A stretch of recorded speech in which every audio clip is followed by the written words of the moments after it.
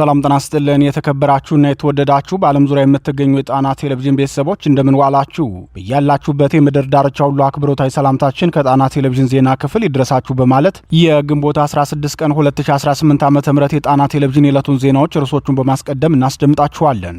የዶክተር አምባቸው መኮንንና የሜጀር ጄኔራል ከፍያለው ደሴ የትውልድ ቀየ ዛሬ በባዲን ላይ ታሪክ ሰርተዋል። በጋይንት አውራጃ የጄኔራል ከፍያለው ደሴ የአብራኮ ክፋይና ጓዶቹ የፈጸሙት ጀብዱ ምንድነው የሚለውን በቀዳሚነት እናስደምጣችኋለን።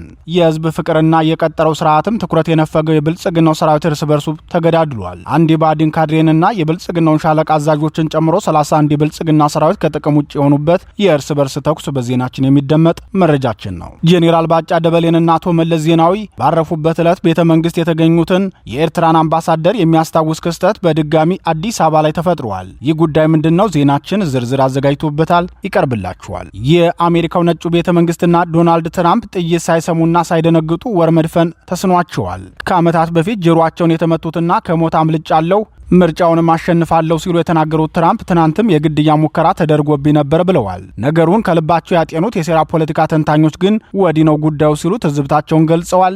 ይህ የተንታኞች መልእክት ደግሞ በኢትዮጵያ የተፈጸሙ ሁለት ክስተቶችን እንድናስታውስ አድርጎናል። ዝርዝሩን ከዜናችን ተሰሙታላችሁ። ክቡራትና ክቡራን የጣና ቴሌቪዥን አድማጭ ተመልካቾቻችን እነዚህንና ሌሎች ዜናዎችን ይዘናል። እስከ ፍጻሜው አብራችሁ እንድትቆዩ በአክብሮት እየጋበዝን ወደ ዝርዝር ዜናዎቹ እናልፋለን።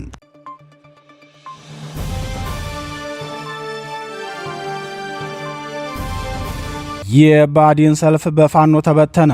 በአማራ ህዝብ ላይ የተራዘመ ጦርነት በመክፈት ከዘር ማጥፋት እስከ ካልቸራል ሀብት ውድመት ለማድረስ ጦር ያዘመተው የብልጽግናው ስርዓት ከ8 ቀናት በኋላ አካሂደዋለሁ ለሚለው ምርጫ በአማራ ክልል ከባድ ችግር ገጥሞታል። በክልሉ ሁሉም አካባቢዎች የሚደረጉ ምርጫ ተኮር እንቅስቃሴዎች በፋኖ ሰራዊት ከሽፈውበታል።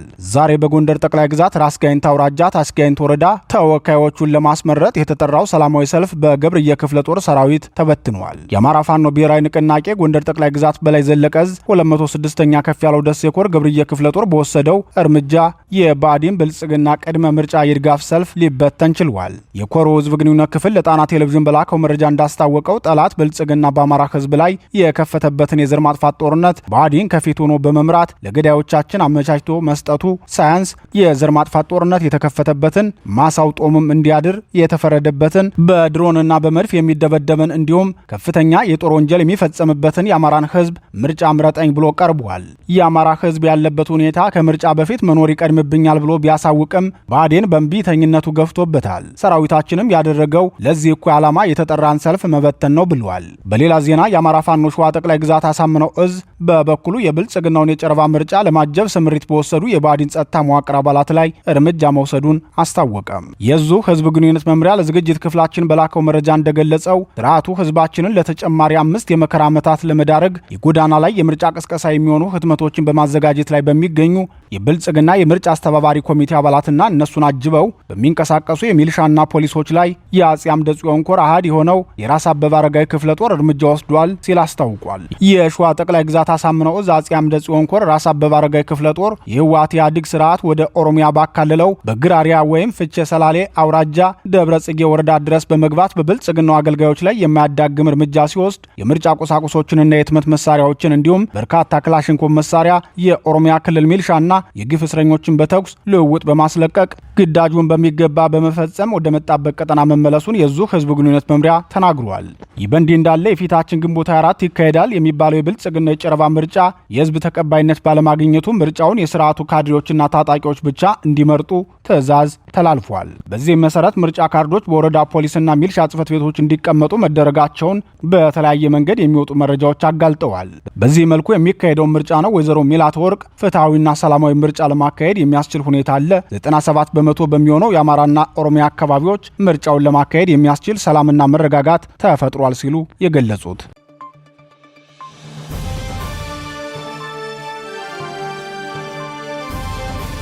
የሰራዊቱ እርስ በርስ ተኩስ በሸዋ በገባበት ሁሉ የህዝብ ድጋፍ ያጣውና በስርዓቱም ተስፋ እየቆረጠ የመጣው የብልጽግናው ሰራዊት እርስ በርሱ ተኩስ መክፈቱ ታወቀ። በሸዋ ጠቅላይ ግዛት ደነባ ከተማ የሚገኘው የብልጽግና ሰራዊት እርስ በርሱ በከፈተው ተኩስ ከ14 በላይ ሲገደሉ 10 ደግሞ ቆስለው ደብረ ብርሃን ሆስፒታል ገብተዋል። የብልጽግናውን ሰራዊት እርስ በርስ ተኩስ አስመልክቶ መረጃውን ያደረሱ ምንጮች ሲናገሩ የግጭቱ ምክንያት የብልጽግና የጨረባ ምርጫ ጉዳይ መሆኑን ተናግረዋል። ትናንት ምሽት 3 ሰዓት ላይ የተፈጠረው የእርስ በርስ ተኩስ ከመነሳ ከመነሳቱ በፊት የብልጽግናው ጥምር ጦር አባላት በጋራ ሲጠጡና ሲዝናኑ እንደነበር ምንጮቻችን አስታውሰው፣ በመሃል ግን የምርጫ ጉዳይ ሲነሳ የሰራዊቱ አባል የሰጠው አስተያየት ለተኩሱ መነሻ ምክንያት እንደሆነ ተናግረዋል።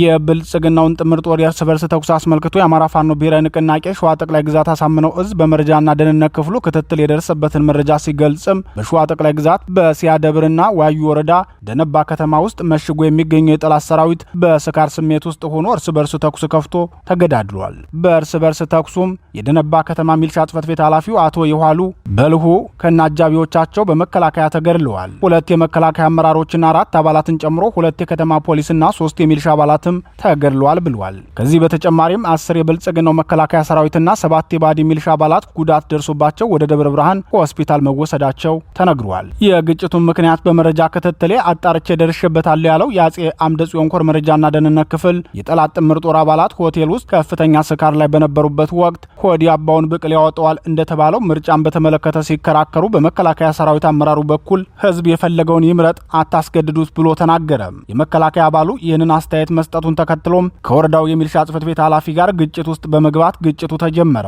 ግጭቱና ክርክሩ እየተካረረ በመሄድም መሳሪያ አንስተው በመተኳኮሳቸው ሁለቱን አመራሮች ጨምሮ ለ14ቱ የጠላት ኃይል አባላት ሞት ምክንያቱ ይህ ነው ብለዋል። ይህን የብልጽግና ጥምር ጦር የእርስ በርስ ተኩስና ከ31 የማያንስ ኃይል ከጥቅም ውጭ መሆኑን ተከትሎ ፋኖ በወሰደው ፈጣን ማጥቃት የወረዳውን ፖሊስ ጣቢያ በቁጥጥር ስር ሊያውል ችሏል። በዚህ ተጋድሎውም በወረዳው ከሚገኙ ቀበሌዎች መካከል አዲስ ዓለም ቀበሌ ዜጎች የሚሰቃዩበትን ፖሊስ ጣቢያ የራስ አበበ አረጋይ ክፍለ ጦር ቃኞች በመስበር ለስርዓቱ ወንበር ማስጠበቂያና ዜጎች የሚሰቃዩበት ሰነዶችና የፓርቲ የገንዘብ መዋጮ ደረሰኞችን የህትመት መሳሪያ በቁጥጥር ስር ሲያውሉ የጦር መሳሪያና ተተኳሽም በፋኖ እጅ መግባቱን የህዝብ ግንኙነት መምሪያው አስታውቋል። የብልጽግናው ሰራዊት እርስ በርሱ ሲታኮስና ሲጋደል ይህ የመጀመሪያው አይደለም። ከዚህ በፊትም በአራቱም የአማራ ግዛቶች የብልጽግናው ሰራዊት በተደጋጋሚ ጊዜ እርስ በርሱ በመተኳኮስ መገዳደሉ መዘገባችን ይታወሳል።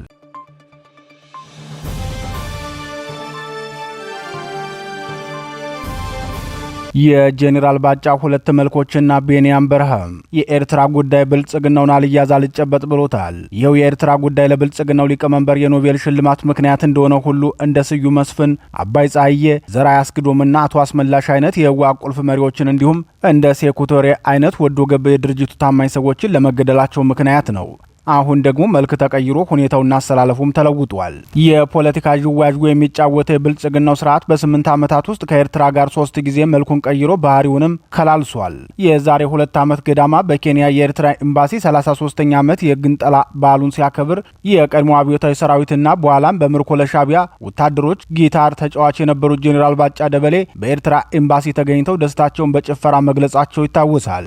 ዛሬ ነገሮች ሁሉ ተቀያይረው ጄኔራል ባጫ ደበሌ ኤርትራ የምትባል አገር አላውቅም፣ ኤርትራ ማለት የህወሓት ህገ መንግስት ስጦታ ናት ብለው ተናገሩ። ሆኖም ከብልጽግናው ሊቀመንበር ዋና ጽሕፈት ቤት 4 ኪሎ ሜትር ርቀት ላይና ከጄኔራል ባጫ ደበሌ መኖሪያ ቤት በቅርብ ርቀት የኤርትራ መገንጠልን አስመልክቶ 35ኛ ዓመት በዓል በድምቀት ተከብሯል። አምባሳደሩ እንደ አገር አላውቃትም ብለው በአደባባይ የዘለፏት ኤርትራ በአዲስ አበባ ግን የድል በዓል ብላ የምትጠራውን የተገነጠለችበትን ዓመት አከበረች። ነገሩ የተገለባበጠ ነው የሚባለውም አንድም ከዚህ አንጻር ሲታይ ነው። በበዓሉ ላይ ተገኝተው ንግግር ያደረጉት ደግሞ በአቶ መለስ ዜናዊ ህልፈት ወቅት ምኒልክ ቤተ መንግስት ተገኝተው ለቀድሞ ጠቅላይ ሚኒስትር ስንብት ያደረጉት አምባሳደር ቤንያም በርሃ ናቸው። ላለፉት 20 ዓመታትና ከዚያ በላይ በአፍሪካ ህብረት የኤርትራ ተወካይ የሆኑት አምባሳደር ቤንያም በርሃ በትናንቱ የነጻነት ቀን በሚሉት በዓላቸው ላይ ተገኝተው ባደረጉት ንግግር ዋስትናችን ጽናታችን ነው ሲሉ ተናግረዋል። ይህን የአምባሳደር ቢንያምን ንግግር ደግሞ የኢሳያስ አፈወርቂ ቁልፍ ሰው አቶ የማነ ገብረ መስቀል በማህበራዊ ትስስር ገጻቸው አጋርተው ታይተዋል። አወዛጋቢው ዲፕሎማት ቢንያም በርሃ በንግግራቸው ለአፍሪካ ቀንድና ለቀይ ባህር ቀጠና መረጋጋት አገሬ ኤርትራ እንደ ሁልጊዜው ዛሬም ቁርጠኛ ናት፣ አካባቢውን በማወክ አትጠመድም ሲሉ የብልጽግናው ሊቀመንበር ከቢሮአቸው አፍንጫ ስር ሆነው ወርፏቸዋል። የኤርትራ መንግስት ከኢትዮጵያ የተገነጠለበትን 35ኛ ዓመት በአዲስ አበባ ሲያከብር የሚያስተላልፈው መልእክት ብዙ ነው። በተለይም የኤርትራን መገንጠልና የኢትዮጵያን የባህር በር አልባነት አስመልክቶ ከፕሮፌሰር አስራት ወልደየስ እስከ ዶክተር ያዕቆብ ኃይለማርያም ያሉ ኢትዮጵያውያን ምሁራን የተከራከሩለትን ጉዳይ በድጋሚ እንድናስታውስ የሚያደርግ ክስተት ነው። ከዚህ በተጨማሪም የዘንድሮው የኤርትራ የአገርነት ምስረታ በዓልን አስመልክቶ የአፍሪካ ህብረት በልዩ ሁኔታ እንዲከበር የፈለገበትን ምክንያትም መጠይቅ እንዲነሳበት የሚያደርግ ነው።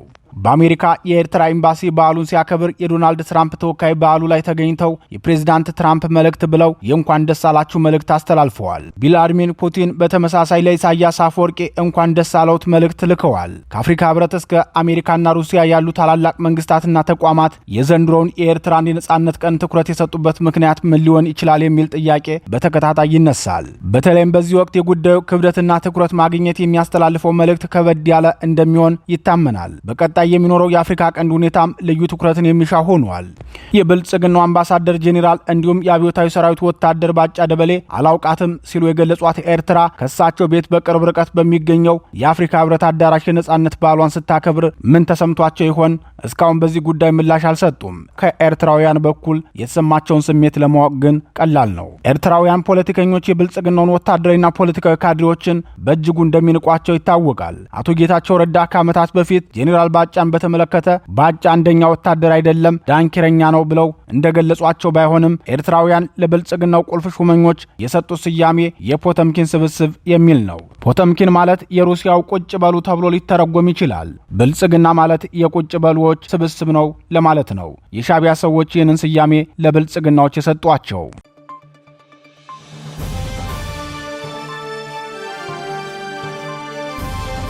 ትራምፕ ላይ ድጋሚ ተኩስ ተከፈተም። የአሜሪካው ፕሬዝዳንት ዶናልድ ትራምፕ ከምርጫ ቀስቀሳ እስከ ሁለተኛ ዓመት ባለስሜታቸው ድረስ ውዝግብና የግድያ ሙከራ አልተለያቸውም። በምርጫ ቀስቀሳ ወቅት የግድያ ሙከራ ያስተናገዱት ዶናልድ ትራምፕ ትናንት ምሽት ደግሞ በአንድ ወር ውስጥ ለሁለተኛ ጊዜ በቤተ መንግስታቸው የግድያ ሙከራ ተደርጎባቸዋል። የ21 ዓመቱ ናስር ቤስት የተባለው ጥቁር አሜሪካዊ የአእምሮ ህመም እንዳለበት የተገለጸው ወጣት ያደርገውን የግድያ ሙከራ ዶናልድ ትራምፕ ለራሳቸው የፖለቲካና የፕሮጀክት ማስፈጸሚያ አድርገውታል ሲሉ የሚናገሩም አሉ። ድርጊቱ የተፈጸመው በነጩ ቤተ መንግስት ጋዜጠኞች ቀጥታ ስርጭት እያስተላለፉ በነበረበት ወቅት ሲሆን ፕሬዝዳንቱም በቤተ መንግስቱ እንደነበሩ ተዘግቧል። የ21 ዓመቱ ወጣት የግድያ ሙከራውን ያደረገው ፕሬዝዳንት ትራምፕ ኢላማ በማድረግ እንደነበር የገለጹት መገናኛ ብዙሃኑ፣ ሆኖም ከድርጊቱ ጀርባ የተደበቀውን ፖለቲካዊ ቁማር መተንተን እንደሚገባም ይናገራሉ። በቤተ መንግስቱ አንደኛው መግቢያ ተፈጸመ የተባለው የተኩስ ልውውጥ ፕሬዝዳንት ትራምፕ በቤተ መንግስቱ ውስጥ እንዲገነባ ላቀዱት አዳራሽ ግብዓት እንደሆናቸው ነው ተንታኞች የሚገልጹት። ተንታኞቹ ጉዳዩን በተመለከተ ሲያብራሩም የድርጊቱ ፈጻሚ ግለሰብ ማንነትና ፍጻሜውን በማስታወስ ነው። ናስር ቤስት የተባለው ወጣት ከአንድ ዓመት በፊትም በተመሳሳይ ወደ ቤተ መንግስቱ ያለ ፈቃድ ለመግባት ሙከራ በሚያደርግበት ወቅት ፖሊሶች ሲያስቆሙት ልታስቆሙኝ አትችሉም፣ እኔ እኮ ኢየሱስ ክርስቶስ ነኝ ብሎ ተናግሮ እንደነበርና ጉዳዩም በፍርድ ቤት ታይቶ የአእምሮ ጤና ችግር ስላለበት ወደ ቤተ መንግስቱ እንዳይደርስ ተብሎ ነበር። ሆኖም በዓመቱ ወደ ቤተ መንግስቱ ለመግባት ከመሞከርም ባለፈ ሽጉጥ ታጥቆ የመጣው ልጁን የጦስ ዶሮ ለማድረግ የተመረጠ ምስኪን ፍጥረት ነው በማለት ይገልጻሉ። ወጣቱ ወደ ቤተ መንግስቱ አንደኛው መግቢያ ከተጠጋ በኋላ እንዲቆም ሲነገረው ከቦርሳው ሽጉጥ አውጥቶ ወደ ጠባቂዎቹ እንደተኮሰባቸው ተነግሯል። ሆኖም እሱ የተኮሰው ጥይት አንደኛውንም የቤተ መንግስት ጠባቂ ሳይመታና ሳይገድል እሱ ግን በከባዱ ተመቶ ወደ ሆስፒታል ተወሰደ። ሆስፒታል ከገባ በኋላ ግን አልተመለሰም ይላል ዘገባው። ይህን ድርጊት የተመለከቱ የሴራ ፖለቲካ ተንታኞች ግለሰቡ ለከንቱ ዓላማ የተመረጠ ደመ ከልብ እንደሆነ ይገልጻሉ። ተንታኞች እንደሚናገሩት ዶናልድ ትራምፕ ጉዳዩ ለርካሽ የፖለቲካ ዓላማ ብለው ተጠቅመው ከሆነ በኢትዮጵያ ምድር የተከሰቱ ሁለት እውነቶችን ያስታውሰናል። የጄኔራል ሀየሎም አርያ ግድያና የሰኔ 16 ቀን 2010 ዓ.ም የመስቀል አደባባይ የቦምብ ፍንዳታን። ጄኔራል ሀየሎም አርያን የገደለው ያሲን የተባለው ኤርትራዊ በኢትዮጵያ ከሚገኙ ከፍተኛ ባለስልጣናት መካከል አንዱ የሆኑትን ጄኔራል ሀየሎም አርያን መሸታ ቤት ከገደላቸው በኋላ በ30 ደቂቃ በቁጥጥር ስር ውሎ በአንድ ቀን ችሎት የሞት ፍርድ ተበይኖበት ከተስፋዬ ገብረአብ በስተቀር ማንንም እንዳያገኝ ተከልክሎ በሞት እንደተቀጣ ይታወሳል። በሰኔ 16 ቀን 2010 ዓ.ም በተመሳሳይ በመስቀል አደባባይ በተካሄደው የድጋፍ ሰልፍ በብልጽግናው ሊቀመንበር ላይ የቦምብ ጥቃት ተፈጸመ። የግድያ ሙከራም ተደረገባቸው ተብሎ ዜናው ተሰራ። ከቆይታ በኋላ የትግራይ ተወላጅ የሆኑ የአዲስ አበባ ነዋሪዎች የቀንጅብ የሚል ስም እየተሰጣቸው መሳደድና መሸማቀቅ ተፈጸመባቸው። ከጊዜ በኋላ ግን ያንን የቦምብ ጥቃት የያዘው መርማሪ ቡድን ስምጥ ይግባ ምጥ ሳይታወቅ በዚያው ቀረም። የቦምቡ ፍንዳታ ዓላማ ግቡን መጥቶ ስለነበረው ጉዳዩ ተሸፋፍኖ ቀረም። የትናንቱ የነጩ ቤተ መንግስት ጉዳይ ስለምን ዓላማ ታስቦ ይሆን ድርጊቱ የተፈጸመው? የዶናልድ ትራምፕን ፍላጎት ለማሟላት ወይስ የነጭ አክራሪዎችን ፍላጎት ለማስደሰት ተብሎ በጥቁሮች ላይ እንዲዘመትባቸው የሚለውን ወደፊት የምናየው ይሆናል።